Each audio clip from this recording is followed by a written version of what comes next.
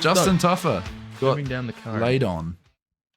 He had some moments in the third round. Dude, I thought he was going to get it done. Every time that they were trading on the feet, Carl Williams was getting hit. He was. Yeah, Showed he has even a in the chin. first round. Yep. That uppercut from Justin Tuffer is devastating. Yeah, and it hit him. Yeah, and he did wobble. He finds the angles. It's quite impressive. He But just is. Look, I'm not a big wrestling expert, but even I was looking at what he was doing. I'm like, what are you doing? Like, Tougher. Yeah, he would get pushed up against the fence, and Yeah. he would be trying to fight the hands. Like, Carl Williams hadn't closed his hands yet, and then he would just give up on it and start hitting him in the head and instantly get taken down. It's like, I saw that coming. Yeah. And it happened over and over and over again. It's like, dude, you're doing the right thing. Just stick at it. Like, Don't give up. Yeah, he was just. Fucking I think he was defend. just a bit impatient and trying to. Well, I think it's a problem with these guys who they are just scrappers. They just want to come in and try and knock you out. Fair enough. We love that fight style, but when they come up against someone who can even slightly wrestle, it shows that they just don't train wrestling. He said before this fight, in the build up to this fight, he's like, I've been training so much wrestling. I'm going to go in there and show you guys how much I've been training wrestling. And he went in there and got dominated. Yeah, it looked like he'd shown up to his first wrestling class and just. To be fair to him, he's mashed. got a bit of a gas tank. Like, he didn't gas out. He just didn't have the skill. Yeah. Like, he just didn't have the. And yeah, that's a lie. I think it was patience, dude. I think. Yeah. And yeah, because like there were moments where you were like, okay, he's going to defend here. He's going to defend. All right, time to separate. But you just give up and throw an elbow, throw a fist, have a wank. No, I was trying to throw hammer fists as if someone's head was sniffing my crotch. But Carl Williams, very, very impressive. Yeah, he considering he was preparing for Junior Tougher for the most of his fight camp, and then had to step in there against Senior Tougher Justin, who is ranked. Was ranked, maybe. I don't know if he's ranked. Could be. That just would show how fucking tragic the UFC heavyweight division is at the moment. No offense, Justin, even though that was not very nice. No, he's not ranked at the moment. Oh, that's right. So, sorry, my bad. So, he was supposed to fight De Lima. He was. Who is it? That's where I was thinking. So, Justin Tuffer was supposed to fight De Lima. Junior Tuffer stood in last minute and just got completely outclassed. Yep. Leg kicks. No, yeah. And then, it's confusing. Justin replaced Junior in this his fight. Yeah. Which They is just this one. switched. Yeah. It's not that confusing. No. They just switched. But what I was getting at is Justin had a chance to be a ranked fighter in this scrap against De Lima. He won't be getting that opportunity again anytime soon. No. Unfortunately. But to be quite honest, I still want to see De Lima versus Justin Tuffer. Like, oh yeah, it'd be great. They're think both he's- strikers. Exactly. Well, yeah.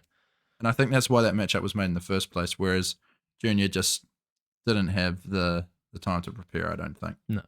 Didn't have the skill really. No. He was quite a lot smaller as well. He was way smaller. reasonably small. He's one of those guys that should just cut weight and become a light heavyweight because he's just not that big. Well, they're not even that tall, the Tuffers. No. Exactly. So, yeah, a bit disappointing. I wanted to see Tuffer get this done, but relatively exciting in moments. Again, round 3, he clipped him with an overhand and an uppercut that had him wobbled, and then he just kind of fell on him, pushed him towards the cage, and then there was a moment where he like stepped over his takedown. Did you see that? Yeah. That was funny. Yeah, it was kind of funny. And then, yeah, he eventually got taken down anyways. It just seemed like a bit of a inevitability, this whole fight, that he was just going to get taken down over and over again. Yeah, from the very first, Carl Williams scored 4 out of 4 in the first round, I believe. Yeah. So, yeah, after that first round, I was like, he has to keep it standing, and he just couldn't. Yeah. He needed to stick to his guns with his takedown defense, and he just didn't have it. Who are we going to see Carl Williams up against next? I think he deserves a ranked opponent. He should fight De Lima, I think. Yeah? He should fight De Lima. He deserves a chance at a top 15 for sure. I agree with you there. De Lima against Carl Williams. What, do you like that? You like that idea? Yeah, I can see them giving De Lima someone higher up, just considering he did just take a fight that was going down and last minute turn the guy into mincemeat. Do you know what I like? I like De Lima versus Tuivasa. Yeah, Yeah. that would be good. As long as I don't know who we matched up There is- Tuivasa with last week. we could have matched him up against Oh, Rosenstrike. was it? Yep. It was? Yeah, right. Well, that's who I matched him up against. I don't know about you. Don't know about you, mate. Yeah, it was Rosenstrike, wasn't it? We could see a Derek Lewis versus Carl Williams. Unfortunately, that probably wouldn't end very well. So maybe No, not. I don't think they'll put Derek Lewis in there against another wrestling heavy guy, Yeah, I think you're right. especially after what happened against Almeida. It was just like, that's not why you tune in to watch Derek Lewis. No. And I mean, we're not tuning in to watch him go on a title run at the moment, are we? No, he's 39. 39, and it has been proven that he can't. He's not got make the it. wrestling. No.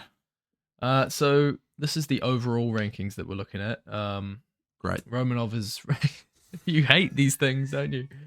I think Romanov's ranked at number. I'll pull it up on the screen for you guys to see. Great. Look at that. There There you it go. is. It's a bit big. There it is. Hey guys, we're still here. We're just behind the computer screen. So yeah, Alexander Romanov in the UFC heavyweight division is ranked number 13. And here he's ranked number 17. Nice. De Lima is the junior. Stipe ranked number 25. Oh, that's golden. Is he? Oh wait, no, these are just like ineligible for rankings. Because they haven't fought in so long.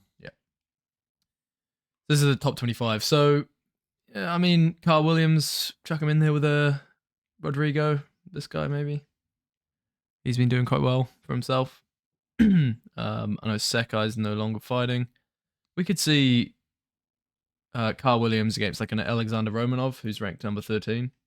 Yep. Don't think he's got a fight booked. No, doesn't have a fight booked, King Kong, so Yeah, that would make that'd sense. be a good one. Yep. And then Tuivasa, maybe a Waldo Cortez Acosta. Well, He's that dickhead. We already matched up Tuivasa last week, but Justin Tuffer. Justin Tuffer, fuck! Because we were just talking about. Sorry, guys, my brain isn't working too well today. Who were you saying? Waldo Acosta. He's the guy who beat. Yes. No, that would be good. He beat Andrei Arlovsky and That was would be good. styling on him. Remember that? He was trying to he was mocking him and shit. He's booked. Oh, he is. Oh, against Ribas to Spain. Oh, I didn't even realize that had happened. That's good. That's good. That That's is good. When is that? Can't wait to see him get knocked out. May 11th. May. Because he was a dickhead in that fight, and I Who, didn't Despaño? No. Oh, yeah, Acosta. Cortez Acosta. Yeah. He's just toying with a legend. Yeah, that was Not going for the knockout. Yeah, flexing on him for no reason. Real dickhead move. Twat. Well, I mean, Salsa Tuivasa boy. might take a bit of time off. Tuivasa versus Ribas to Spain would be fun. No, it wouldn't. It wouldn't. It would be a repeat of Tuivasa versus not Yuri Prohaska. Fucking, you know who I'm trying to say, Sergey Pavlovich. Yeah. What about Justin Tuffer versus Ribas to Spain? What about Justin Tuffer versus Tuivasa? That would be good. I think they're friends. Yeah. Ah, well. Slug it out. Dana White Justin would bring out Tuffer the versus Junior Tuffer. How about that? No. Versus Tai Tuivasa. Can you imagine how Altogether in awkward that one. Christmas dinner would be? It would be awkward. Yeah. It would. Yeah, I think we can move on. The next fight on the card was Shaburzian. I think I've got his name wrong, even though I like the guy. Edmund Shaburzian versus AJ Dobson. Crazy. That was a mad fight. It was a great comeback. Yeah. It felt Didn't like see it went that on for happening. ages, but it was a first round finish. Yeah, right towards the end, he got clipped bad. AJ Dobson looking quick, clipped him quite early, took him, and then they ended up on the ground. Once they got back up, Edmund shot in with a couple of shots, knocked him out, finished him off on the ground. And very impressive. Super. This guy's 26. Really.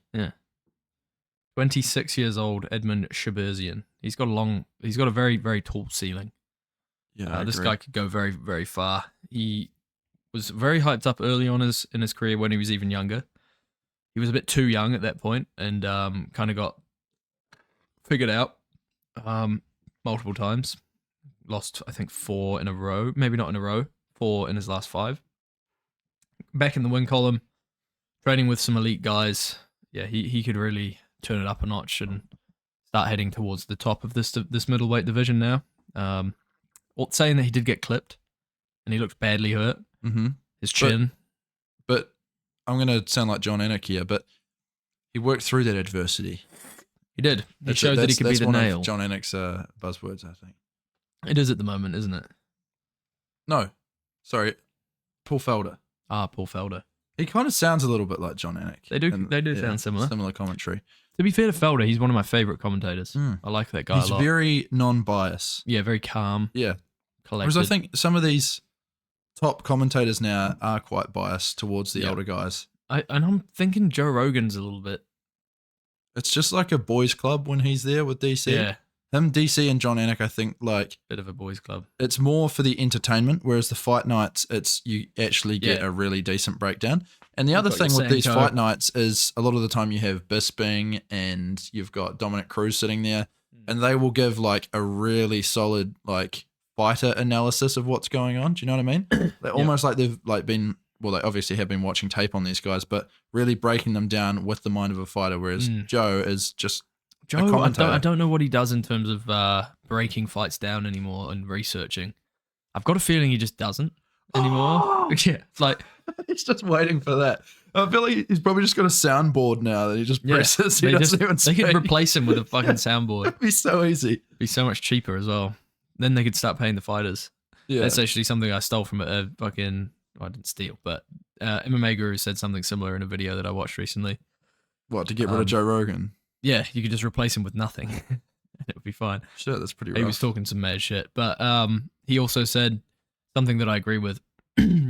Joe Rogan is like an old casual. Like he's an ex-casual. He used to be a casual back in the day, but he's no longer... he used to be a hardcore fan back in the day, Joe Rogan, and he is now more of a casual fan towards the modern fighters. Right. You know, he knows the fucking Fedors, the legends of the sport in and out. But nowadays, he's just a bit of a casual fan. Saying that, to be able to, like, even just because I listen to his podcast quite a lot, and when the guest brings up, like, the guest who like might not even be a fighter, might not even be that interested in fighting, when they bring up the fact that he does the UFC thing, he always just has some crazy story about a fight that happened 10 years ago or something, and he can just recount all of these events so accurately. He's definitely got a good memory. Yeah, for sure. He's got a good mind. So like, I agree with you somewhat, but at the same time, I think it's just his time is going to do other things, isn't it? Like he's got a lot on his plate. That guy, yeah, busy fella. So it's understandable that, and that's why he doesn't take all of these gigs anymore. He only takes the pay-per-views that are in the States. Doesn't want to travel too much. He's too busy. Yeah. No, I get that. And look, I don't want him to leave. I like the guy. It makes it more special having him there just because you hear his voice. You know Joe. It's always fun. I said before, it's more of a boys' club, and it's like kind of it's more of a comedy commentary almost, like the way that they bounce off each other, those three. Whereas, this is like more analytical. Yeah, exactly. With like the likes of Laura Sanko, who's very technically good at technically breaking things down. She's great. She is great. Although I don't like Dominic Cruz, his commentary. I like when he's too repetitive. I like when him and Bisping get paired up together and they when they bicker the whole time. It's so funny because it's like I feel like Bisping's like he's a bit of a Rottweiler, and then Dominic Cruz is this little Jack Russell that just keeps like taking nips at him. Yeah, he's like just trying to fire him up. Oh, I'd love to see them two fight. Edmund Shabazian. Yeah, so you want to see him fight someone ranked? I would like it. Maybe it's a bit too soon. I'm not sure. He hasn't done the best recently against ranked opponents. He lost to Anthony Hernandez recently. Don't really want to see him. Delitzi could be a good fight for him. That's a long way up though. That is quite far up. That's one of the number 9s. I think Chris Curtis is friends with him. There's 2 people ranked number 9 at middleweight. Apparently. Oh yeah, shit. That's odd. 9, 9, 11. Just skips 9 to 11. Well, that's often what happens when you've got a tie. What's that? Someone's trolling. It's Izzy. Oops, sorry. That's all right. No, you're right. Paul Craig. I was going to say Chris Curtis. We match him up too much. Yeah, we do. need to give him a break. Yeah. He's been fighting a lot lately. I'm pretty sure him and Chris Curtis are friends. Yeah. Yeah, well, they train at the same gym, don't they? Yeah, they do, I think. No, they do. I'm pretty sure I know they do. do. Well. Because Eric Nixick was in his corner over the weekend. Nixick. Look, either way, maybe someone just outside the rankings on the fringes. That could be a good shout. It could be a good shout. Let's go to our rankingmma.com page. Best page in the world. Wait, go up. Here we go. Okay. Yep, it looks fairly recent. They update it very, very recently. Right. Frequently, I'm pretty sure. Okay. Let's have a Cool. look. What do we got here? What are you reading up on? Oh, they use computerized analytics. Crazy. That's cool. And actual fight footage. Can we give the good. people a name? So I want to see him fight an Andre Muniz, maybe a Sayo Baralo, maybe. Michelle Pereira's booked. Oh, Joe Pfeiffer. That would be a good fight. Joe Pfeiffer, that'd be a good fight, yeah, for sure. That's See the who one. really belongs. That's the one right there. Because both of them, they're edging. They're edging. On the top 15. They're edging hard. They're edging. They've been so edging hard. for a while. They're just ready to bust. Yeah. And I think we should let them bust on each other. Yeah. All right. Both guys have pretty incredible power. Yeah. Saying that, if Shabazian gets hit like he did by Joe Pfeiffer, if he leaves his chin exposed to that guy, he will end up in another dimension. Absolutely. Styles make fights, you know what they say. Yeah, Joe Pfeiffer, the only man on earth so far who has been recorded to hit harder than a Ford Escort traveling at Francis Ngannou. Yep. I mean, they probably rigged that machine just to like try and make Francis look bad. Maybe. Yeah. Because, you know, there's a video of Tom Aspinall hitting that thing. Really? And he hits like 40. Well, I think he hits 49 on the scale, and Ngannou apparently hit 120. Jesus. That makes no sense. No, it doesn't. At all. Like, Tom was like, if he hits 120, I'm fucked. Yeah, it's probably pretty new technology. Yeah, who knows? Who knows what's going on there? Yeah, Paul Craig. Where does he fit into all this? He doesn't. We need to stop giving him fights too. Yeah. All right. Cool. Moving on. Did you want to match up Kyle? Not really. AJ. Sorry. We love AJ. I think. Peyton Talbot versus Cameron Simon. What a scrap. This was a banger. Simon got dominated pretty bad. Not a good look for him as a young guy. Pretty much a purely striking matchup. Oh yeah, yeah. I think Peyton looked really good, but we also saw Simon display a lot of weaknesses in this fight. Yeah, definitely. He comes in too quick. He goes in so quickly with his head right there to be hit. With his boxing, the way he shot in for that takedown right onto the knee. He just got timed, and then right as round 2 started, clipped early, similar kind of thing. Went down bad. He didn't go out. Fair play to him. Like, he was tough. He showed a lot of toughness. Yeah, really good chin. But someone like Talbot standing in front of you, you need to also possess decent defense. Just a good chin isn't going to get you through it. No, absolutely. But where is the ceiling for this guy? This guy, Talbot. Yeah. He could go all the way to the top. I think you're right. 25 years of age.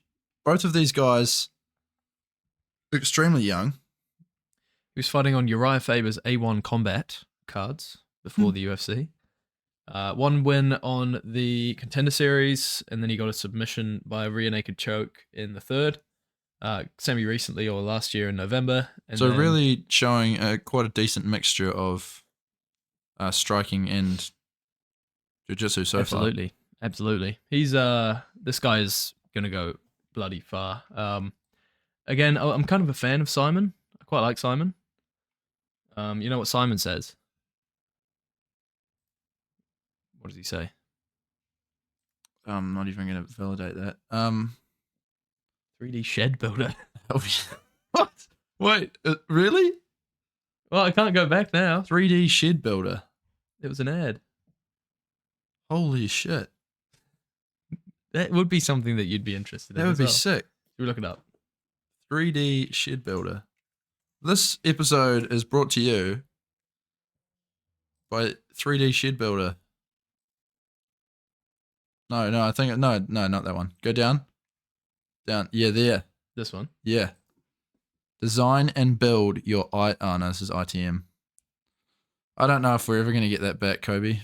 It's gone forever. You clicked off it too quickly. Custom shed builder. Moving on. Fuck that. So Cameron Simon,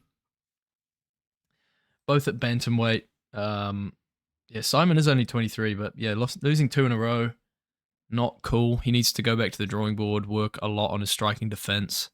But he's so young. Very, very young. Yeah, you could tell by his fighting style as well. Very explosive. Quite emotional fighting style, pretty almost, emotional. you know? Yeah. Banging. It's absolutely exciting for sure. Oh yeah. But just outclassed in every meaning of the statement there against someone like Peyton Talbot, who before this fight they were talking about how he normally takes a round or even sometimes 1.5 rounds to kind of to get into it. Yeah, to not so much to get into it, but just kind of download what's going on in front of him, like to really assess the man across the cage and then start picking them apart.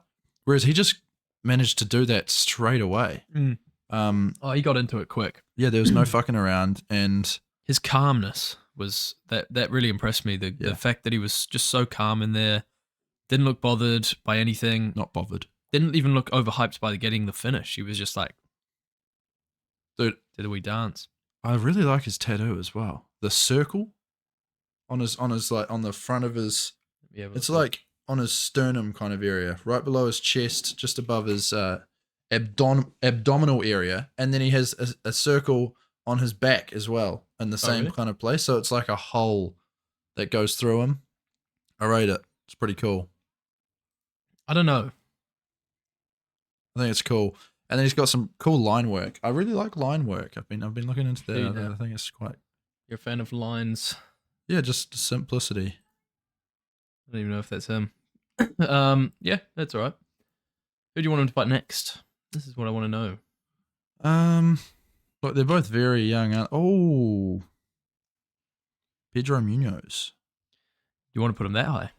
He definitely needs a top guy. I mean, he's still young, but after a performance like that, I definitely see him up against a very top guy next. Mm-hmm. You could even put him in against a C-Rod, though. Like, a C-Rod would be pretty good. C-Rod. Oh, wait, no, he moved up to featherweight. Yeah. Actually, there was he a Japanese or a Korean guy at bantamweight that just came off a win the other week who was very exciting to watch, I believe. He was good. I can't remember his name. Was it like Rinya Akamura? Some shit? Yeah, something like that. Or is he like a real old school fighter?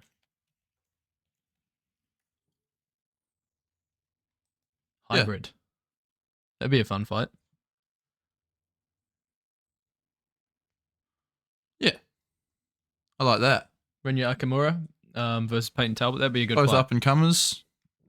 And I mean, whoever wins that, boom, straight in there against Pedro Munoz or someone of that caliber. A top 15 guy who's experienced, so we can really see how deep the skill set goes. I agree with that. I agree with that Thank thoroughly. You. What are we saying about old Cameron Simon or young Cameron Simon? Someone that we've never heard of is who we're probably going to see him fighting. I want him to take a big step back, take some time off as well, really work on that boxing defense. Yeah. Striking defense. Because it's not like the times the clock isn't ticking on him. You know, he could come back in 10 years and still have a good, 5, 6, 7, 8, 9 year career at that point, 100%. Based on saying that people at these lower weight classes generally don't do that well after they're 35. No. But he's only 23. The thing with Cameron Simon as well is he is only 23, but he's got his eggs in a couple of baskets. Okay. He's got his own YouTube channel. He's often doing podcasts. Who would want to do that? I know. Oh, yeah, he's actually got quite a few subs for someone who is, Subscribe to him. not very well known. I mean, he doesn't do podcasts all the time, but you've got to think that this is at least somewhat distracting him from the fight game, and I think he's up to a lot. He does a lot of stuff. So, well, you say that, but I think you can't be training all the time, can you? And if you have other hobbies that feed into your career, no, your for career, sure, it's a good idea. It's just all I'm posing is he in the game as much as Peyton Talbot is? Is his head in the game as much as Peyton Talbot? But I don't actually know if there's many other people whose head is in the same place that Peyton Talbot is. He says some pretty out the gate shit, and it's just like, what do you say? This guy is for real. Yeah. Oh no, he's definitely for real. The composure's just next level. Saw a bunch of comments with people saying this guy is the real O'Malley. I was like, what? What are you talking about? Am I missing something? I'd be missing the same thing. I don't understand that. Not sure. Anyway, let's move on. There was one more fight on the main card, and then got a few more things to discuss before we finish this up. I didn't actually, that was the first fight that I saw, in all honesty. What, Billy Contreras? No, the Peyton Talbot one. Oh, right. Well, I'll break it down briefly. Break it down. Zalal looked very impressive. Zalal has fought some absolute killers in his time when he was in the UFC before he got brought back. And he looks like he's leveled up significantly since his time away started. Look, this guy could be a real problem in this 145 division now that he's matured. He absolutely dominated Billy, and then so he dropped him a couple times in the first round with a knee. I think he dropped him with a knee, and then he was just all over him. There was a few moments where he looked like he could have fucked up a little bit, but nothing ever came of it. And then he knocked him out. Sorry, he didn't knock him out. He rocked him in the second, got the submission, easy. Looked really good. It was just better in every area than Billy. So, super impressive. Don't want to see him up against a ranked guy, I don't think, yet. No. Give him some time. Like you say, he's only just made it back to the UFC. Correct. Let's have a look at the UFC rankings, eh? Let's do that, Kobe.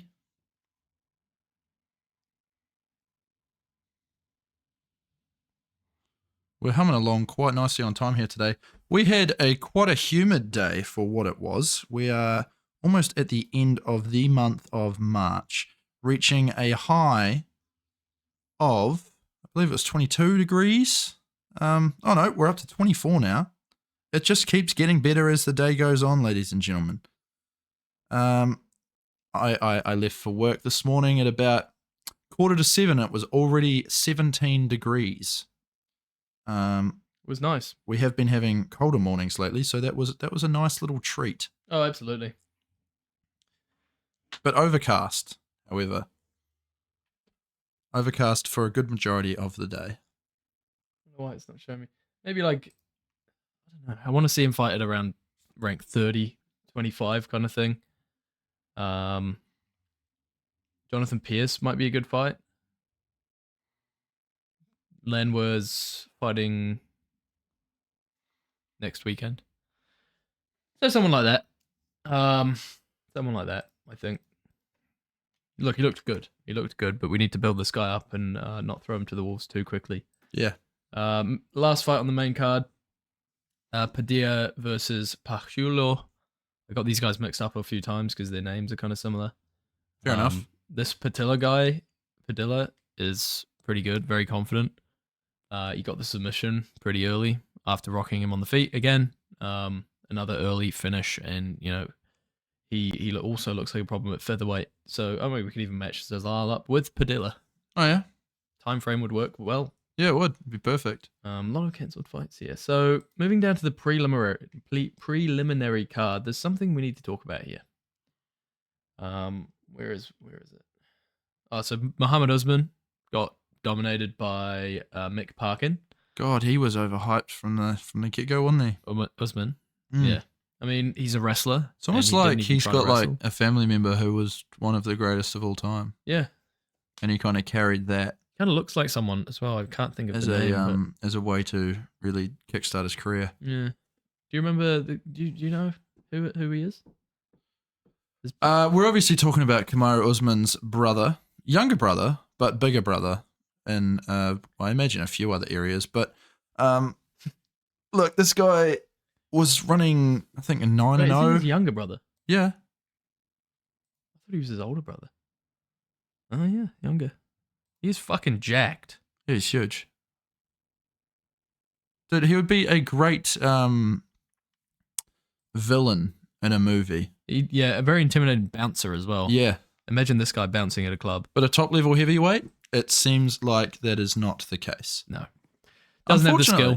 Mick Parkin was just better. He was quite exciting. He's quite exciting to watch, old Muhammad Usman. Do you believe so? I believe so. However, I had no idea he was even fighting on this card, so...